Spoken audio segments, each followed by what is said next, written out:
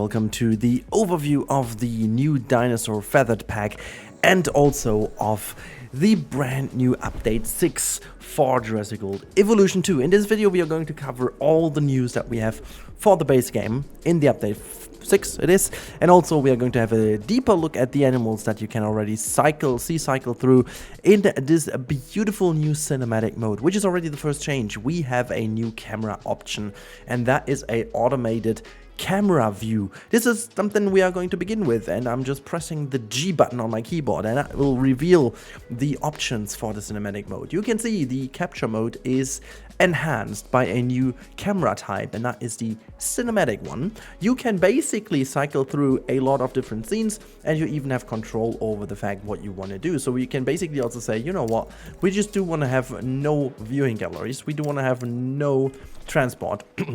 We also don't want to have the transport teams and so on and so forth. You get the idea.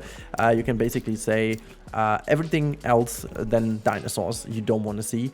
And we can also do this, and panoramic view goes off as well. And now you can see they will cycle through. Did we have feeders on? Yeah, there you go. Let's say none. And you can also go quicker by pressing plus or G, and you can also F for stopping the camera. So basically over here we stop the camera now with this backwards flying species. I'm not sure what exactly that is, but if we go on plus, you can see we're cycling through the animals, and look at that, what a beautiful moment we are capturing. So, you know, this is basically taking away the work for you if you want to do some cinematic scenes. However, I do want to mention you can also control the speed. So we are at the brand new slow-mo mode, which was already included in the camera, though however you didn't have the option in game, but now you do have it. But we can also go to normal speed again and then have a look at the normal speed in the game. You can also see how small this animal is, that you can actually go into the grass, which you usually can't, and this is one of the greatest options. But as you can see, oh my god, this was a perfect pronunciation. Going back into the manual mode, because we want to look at certain things, you can already tell. Let's just keep in slow-mo. I quite like it. We want to talk about the update first, and one of the things that got me excited the most is a brand new type of map, and this is the square maps. I didn't even understand the first second what exactly they meant, but once I saw that in the overview video and also now in-game, let me show you how humongous those maps are. I'm just gonna turn around. I actually built this into the corner of the park. And now let me tilt the camera. Oh my goodness me, look at the size of it. And basically this is in all of the variants we have. There are a lot of variants now as a square map. You get your well-known maps. This is Isla Nublar 2015, the Jurassic World version, and this one is basically huge, as you can tell. It's actually the same type of map. You can even see that with some of the waterfalls, but as we know, usually that was down the valley here. There was a part, and this part was also done differently, but now it's huge, and you can build the park of your dreams if you want, and also do a lot of things if you fancy doing so. So that is one of the coolest changes. I'm going to talk about some other cool changes, and I will say that this is maybe the best and most efficient update in the history of Jurassic World Evolution 2. I haven't played it so much in the last couple months. Various reasons for that. I'm not going to bother you with this in here, but I'm very excited to be back. So being back also means we have 2 new viewing galleries. Let me just zoom in a little, and also let's rotate around to have the sun get in here a lot more nicely, and zoom in, and you can tell this is the brand new log view, which is obviously the log from the original 2015 Jurassic World movie, which looks insanely detailed and really great. Let me just fly in a little closer and show you some of the nice details they put in. So it's actually like a facility building with you know, some air cons in here, and if we zoom around, we even do have a little bit of a backstage entrance, which you can even use with the camera view once you go in and have a little walk through your park with the first person view, you can actually go into the habitats and then basically via this staircase, and obviously there's no animation, but it's pretty damn cool. And then you have the inner part, and you do connect them. Let me just also go out of here. You do connect them with a tunnel system from the Bison DLC. We got the tunnels to an outside entrance, which is cool, so people are not just beamed there. I mean, in fact, they are, but you get the idea that they go there by a little tunnel system, which is kind of cool, because then they will be brought in here. I assume there will be like an elevator in here, which you can even tell from looking in there. There's like the elevator. And yeah, the same goes apparently for this more modern dome viewing gallery, which is, if you don't want to have something themed, you can obviously go with this version, which I certainly like as well. Then you can see two new variants of your zipline adventure. There is the basically from this organization kind of thing, and also, how's this even called? I forgot how it, Fish and Wildlife Reserve. I already forgot that. And then we also have the one from Camp Cretaceous, which is kind of cool, which is the Jurassic Park meets Jurassic World vibe, which I still think we do have way too little from. I think the Camp Cretaceous architecture is super nice because it is, as I said, it's like a pairing from the OG Jurassic Park style and the Jurassic World style, which I always wanted to see. And yeah, give us more from that, because it looks really cool and ties in really cool into both. You can really tell that this is a merge of both, and I really like this. I really do like it. Yeah, I actually do like it a lot. These two new zipline variants tie in very nicely. Then we do have a new type of feeder that comes in for the new animal, obviously. This is a Insectivore feeder. Very interesting. You do need some camera options, as you can tell, to, you need to have the capture mode to really get closer in, because otherwise it's basically impossible to get to see these little wonderful butterflies and insects flying around just to be eaten soon. But yeah, so that's that. I hope I didn't forget anything more obvious. But now you can also see some trees lining up on this side over here. They also do have a very interesting reason. Wait a second, I have it on slow-mo, not on standby. What the heck is that? Why are you not... Okay, that was just a weird bug, I guess. Anyhows, we were talking about the trees, because now, as you can tell, these trees are from different biomes. And that's pretty good, because that means we do have all the trees and all the different types of foliage in one biome. Usually, before you did not have the option, and you only had the ones from the selected, so we wouldn't normally have the tropical only on Isla Nubla, but now we do have everything. A little bit of caveat for those last-gen console players, this won't work. This is only new-gen and PC, so that's that. And we can also go into some more detailing options. One of my favorite ever changes they've done is one in the environment tab, and that is a random rock placement feature. What does this do? Well, it's pretty simple, to be honest. You just place a rock, and it doesn't only do the random rotation that you already know, it also cycles through the different types. As you can tell, you get some bigger ones, some smaller ones, all of the ones. Really cool. That works for all the different variants, and as you can tell, by the way, the same as for the other ones, you all have all the rocks available. I'm quite sure that this was already part of the game, but it's still very nice that we do have all the different rocks, including all the different biomes we got with the last DLC. So that is very neat indeed. I really do hope that I covered all of the bits in here. At least I did place down a couple of things for me to show you. Oh, we do also have, let me just show you that, a couple more sandbox options, which are really nice as well. You've got the new unlimited feeders reserve, which you can put in if you don't want to have your rangers go there and constantly filling in the new feeders. So that is a very cool thing as well. And I'm not exactly sure, I couldn't clarify if that's new or not, but you do have a new demolish option in which you can basically toggle what you want to delete or not. It's basically a cool bulldoze option. But again, I'm not sure if that was maybe with the anniversary patch. If it was, I'm sorry for that. I forgot. If it's new, here you go. That's something I am a big fan of, because especially if I just go here, you can see sometimes it's very finicky to find one of the things, and since you do not have a redo and undo button, it's sometimes very nasty to find some of the things. But yeah, so we obviously don't have any new operations or anything apart from the new 2 viewing options we have, simply because the dinosaur pack, which we need to talk about, is a dinosaur pack without anything else than the dinosaurs. But I have to say, those dinosaurs look absolutely fantastic, and I will say their name just once because they are freaking insane to pronounce. Well, the one is okay. Let's start with the easy one.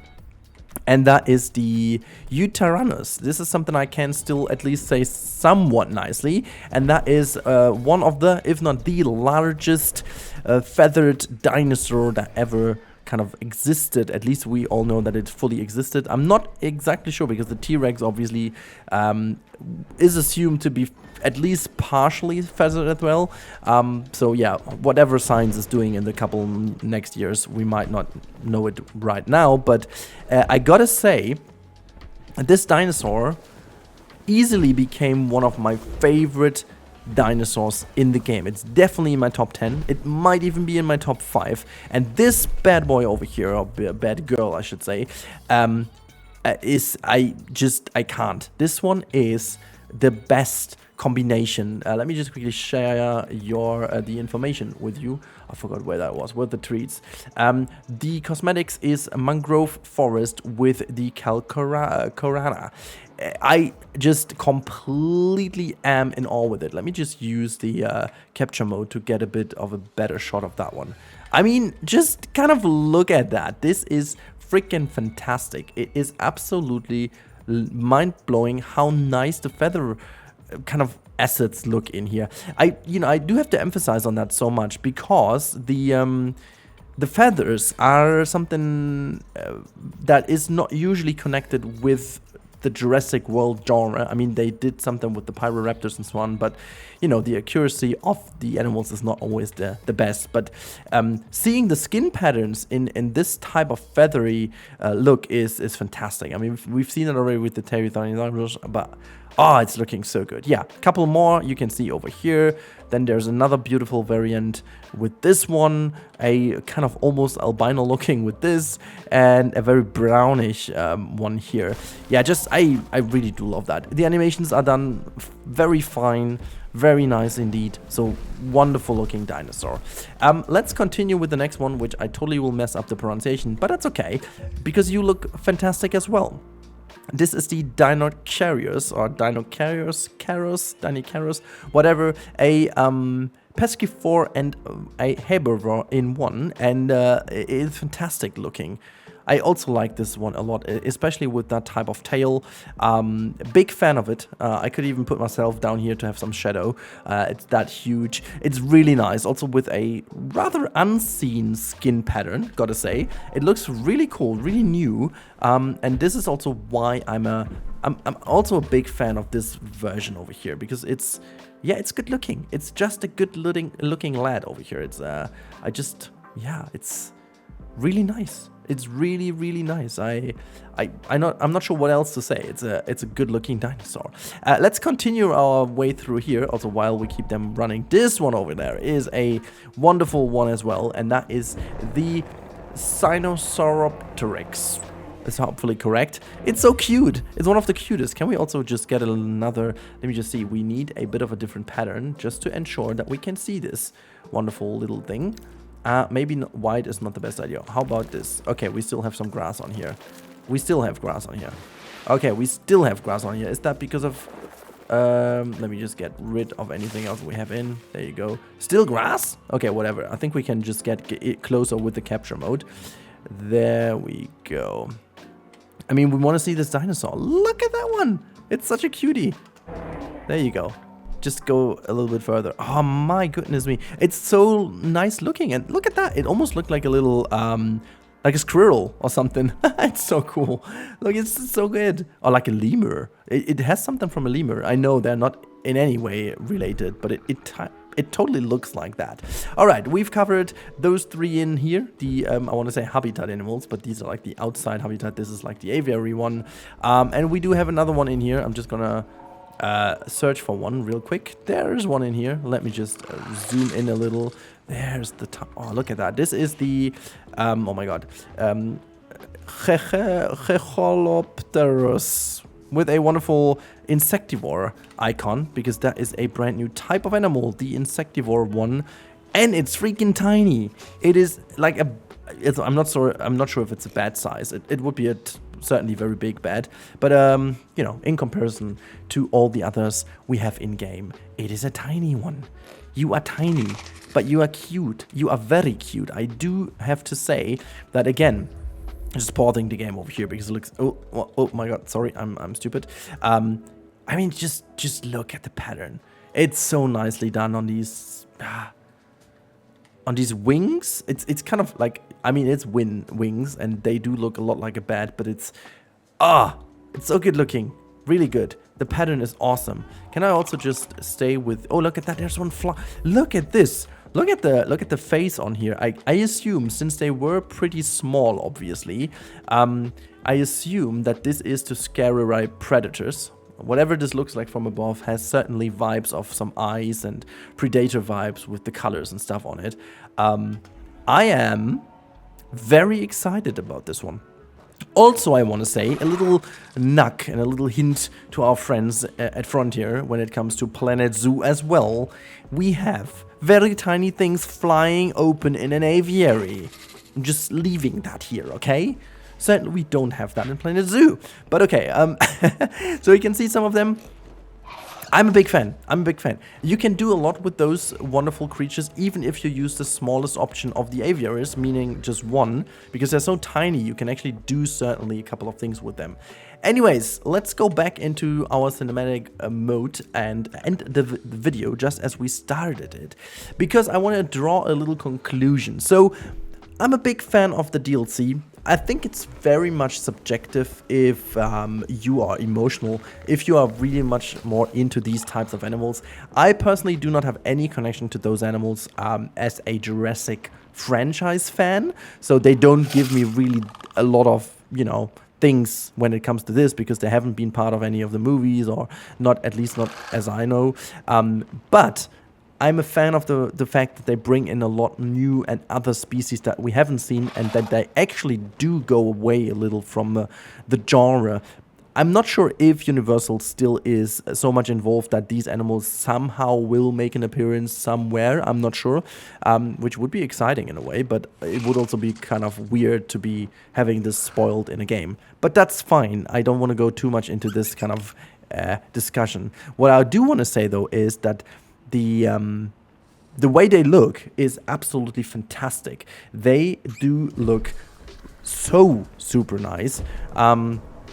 They easily all are my favorite animals, and I think if I need to rate the dinosaur packs, this might be my favorite dinosaur pack of all of them, because of the variation also these animals bring into the game. Super nice. Okay, but let's talk about, because I spoiled that already, let's talk about the Update 6.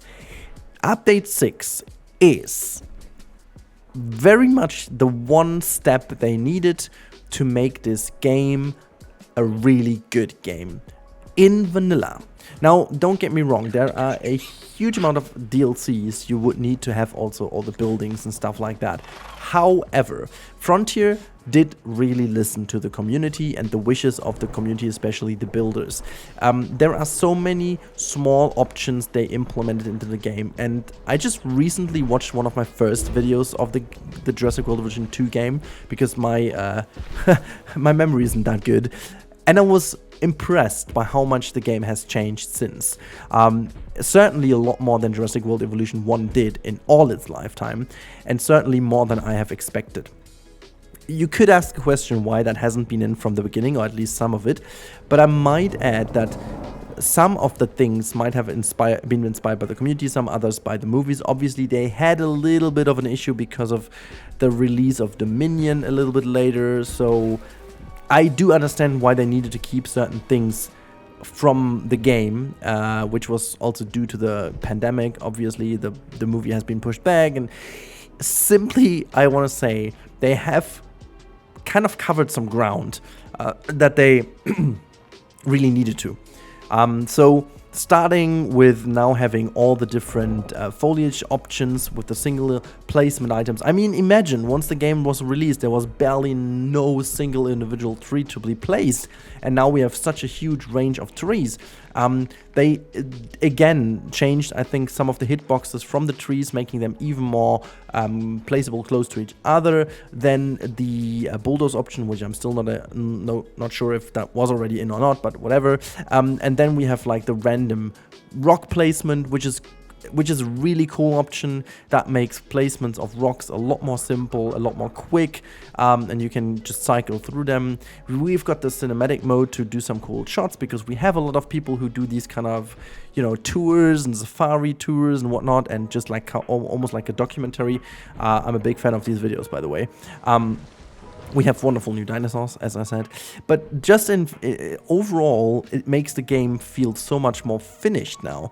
With all these creative options, the square maps are fantastic for sandbox builders, including the option with the unlimited feeders. You don't have to care about that. I still want a button that just like let everything just live, okay? But all over the place, I'm really happy with all of these changes, and I really feel like I want to do more with the game again, which is a very good sign, because I'm used to a very, very, very creative game with Planet Zoo and also Prehistoric Kingdom. So that is a very good sign, because not every game has to be the same. Remember, we also have console players, and if you look at this game as a console game specifically, I have to say it's now in a stage where it's a very decent builder game as well, and as well as a dinosaur game, obviously. So yeah, I mean, just imagine you're doing a park with all species now. You first of all have a huge range of species, but you also have the option to make this park look very themed. You can go with like different areas in your park. You can make different biomes. You can really play around with some of the different options. You've got various viewing options. You've got various tours, and all of that basically with the base game. Or you just gotta get some of the DLCs for the buildings at least, but still you can do a lot with it. So yeah, I'm very pleased with the update 6, and I hope you guys are too. Let me know in the comments down below what essential stuff is still missing from the game in your opinion, and I'm gladly looking into it and passing that over. So thank you so much for watching. I hope you enjoyed the week so far. Hopefully you continue enjoying it, and if you haven't subscribed to the channel yet, I would be very happy to welcome you as this little fellow over here who's very happy to just meander through the tall grass. I wonder if someone is throwing a Pokeball at it. Anyways, I would. Have a good time. Goodbye, everyone.